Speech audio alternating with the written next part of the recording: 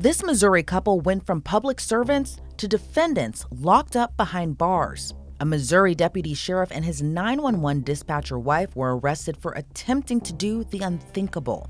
As this husband and wife duo were arrested in late May on charges of attempted sexual trafficking of a child under 12 and attempted use of a child in a sexual performance. Well, the investigation by the law enforcement officers takes whatever turns it takes. And it sounds like there was an investigation here in which they located a social media account that was associated with one of the pair of the couples, and that there was an uploaded video of suspected child pornography. And so that, I assume, set them on the course of the rest of the investigation, which yielded, it sounds like from what we're reading, additional evidence that suggested that there was an attempt to traffic a minor.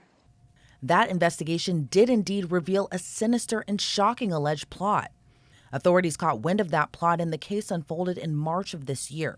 According to the Missouri State Highway Patrol, investigators received information of a social media account which had uploaded a video file of suspected child pornography. That account was allegedly associated with 39-year-old David Blankenship. Once investigators dove deeper into the account, they unearthed disturbing conversations between he and his 28-year-old wife, Karlie. And authorities believe those shocking conversations support their belief the couple was actively planning to traffic a child and use that child in a sexual performance. Well, in this case, it sounds like there was an attempt in a really kind of classic sense of trafficking to locate children for the performance of sex acts, to film them and then have them available on a platform of some type just to exchange. And so sometimes when we talk about sex trafficking, more obscure types of conduct that actually does constitute sex trafficking. But in this case, it's really a classic example of using another human being in furtherance of an act of sexual performance, which, of course, as a minor is illegal. Prosecutors allege the couple were planning to do more horrific things to young children. The state says the Blankenships were discussing drugging and having sex with the child, filming it, and then selling the video. And reportedly, the two were planning to take advantage of children nearby. The Blankenships were allegedly having sexually themed conversations in TikTok DMs, plus were sharing videos of young girls they found attractive and discussed their sexual desires involving children under 14. Reportedly, the two were planning to take advantage of children nearby, as the couple allegedly discussed how to locate children who are local.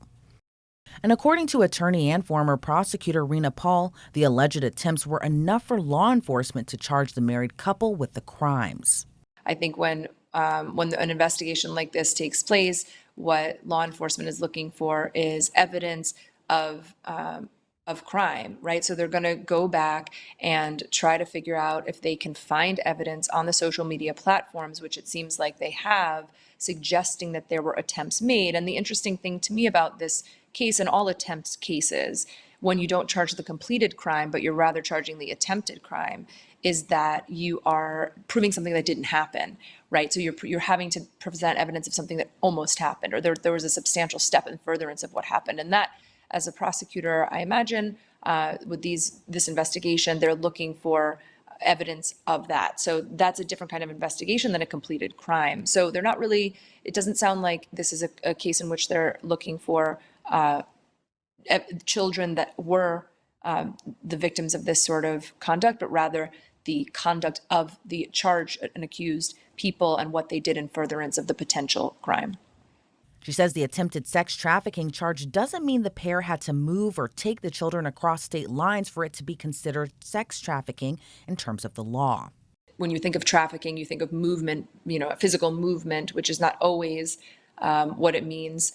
It can also just mean the inciting or the bringing in a child to perform the sex acts, which are filmed. That in itself, it can be trafficking, even if we're not moving, taking someone physically from here to there. Certainly, there's different federal statutes that govern versus state statutes. Here, it's a state case, so it's being charged locally. Paul explains the conversations between the Blankenships they seemingly thought were private could come back to haunt them while prosecutors make their case. Every social media platform has risks, and some I believe that some believe that some are more private than others, and that their conversations on those social media platforms might be private. And often that is not true. And it's possible for law enforcement to obtain those records depending on what the platform is. But no, I'm not surprised. Certainly, we see evidence routinely as attorneys in the field of the use of social media platforms for trafficking. Evidence can come in really any form, and it's just a matter of what you make of the conversations. It sounds like in this case, there was not only evidence that was recovered from the social media platforms, but also from the home. And while I did not read anything about what was recovered from the home, it sounds like there may have been additional evidence. Sometimes evidence you can expect to be in a home would be evidence that's contained on computers, as you would imagine. In a case in which we're talking about the distribution of images, potentially you're looking for evidence of phones, potentially additional conversations that may have been had, any writings that might be in the home, things like that. But there is no one piece of evidence that is needed. Rather, it's what the investigators locate and the analysis of whether or not that's sufficient to make out the crime that's being charged. On May 31st, David and Karlie Blankenship were formally charged, each with one count of attempted sexual trafficking and one count of attempted use of a child in a sexual performance. Here's what else we know about the Missouri couple. According to Karlie Blankenship's Facebook, the two got married in 2022, and they were parents to 3 young children. It's hard to make judgments about who can commit such a crime, and really the evidence that the investigators located takes them where it takes them, and they follow, it sounded like here, a lead. It happened to end up being someone, I don't know if it was someone that they work with or if it was someone, at least in their county, in their district. But certainly I'm sure that was surprising to them, given their prominent role.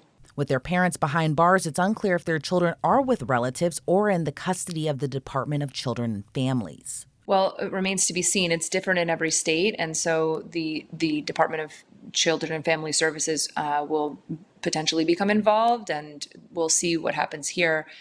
Certainly, there's going to be an analysis of what to do with children if both of their parents are no longer able to care for them because they're in custody. There's a procedure that's going to be different in each case in each state. And more surprising details, the two were public servants. I just want to take a really quick break from this really disturbing story. I don't know about you, but I'm always very curious about who I'm surrounding myself with. But that's where our sponsor of this story, truthfinder.com, comes in with a solution.